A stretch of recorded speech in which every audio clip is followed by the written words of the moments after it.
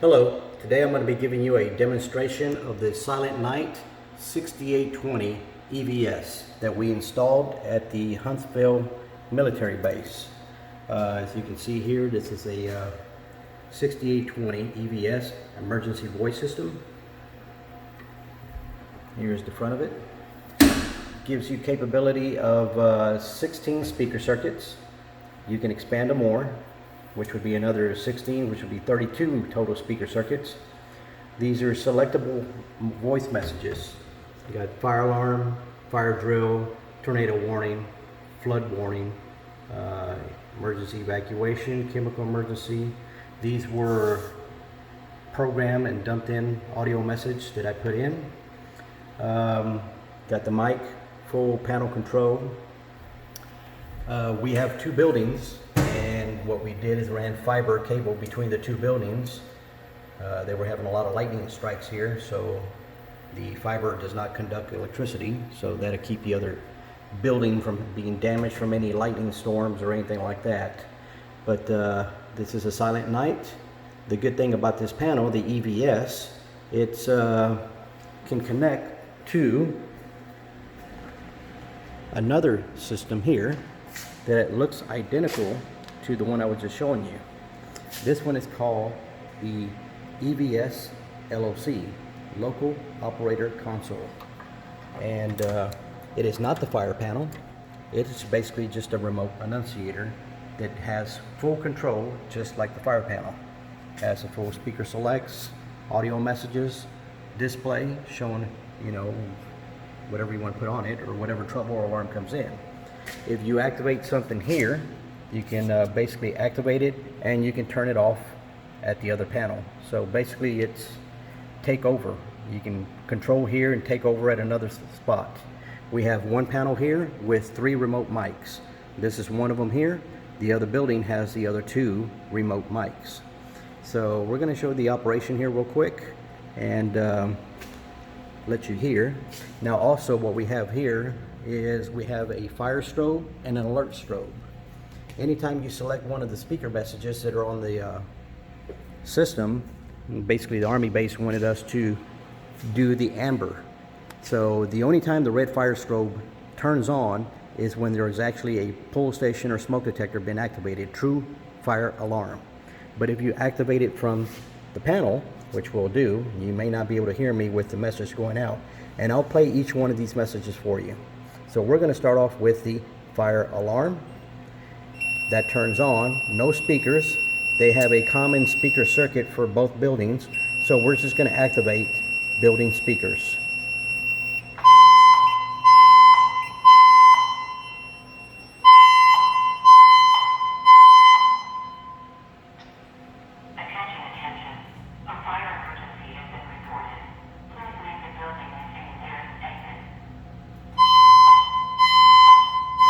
As you can see, the amber strobes are flashing.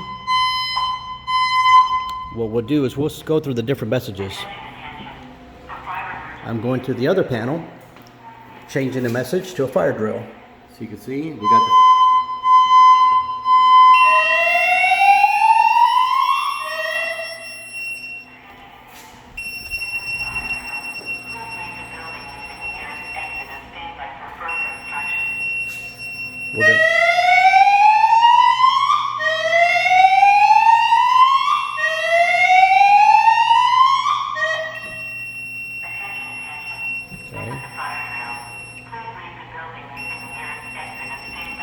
make a change over here.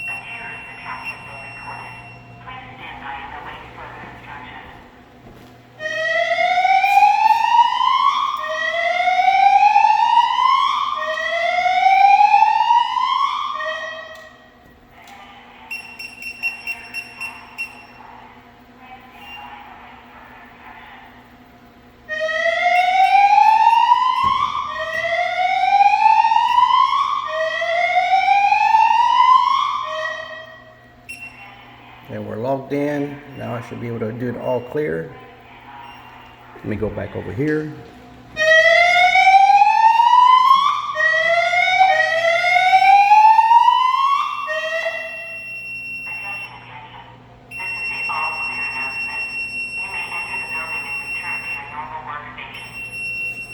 Okay. In order to reset, you just go to reset, go down one. Those are all the messages. Amber is still flashing because it's going through a reset. Now it's stopped. And we're going to do a normal alarm. And pulling the key out, going to the pull station. Okay, unlocking, triggering the pull station. And that's the tone they want, high-low for alarm. And the fire strobe is flashing.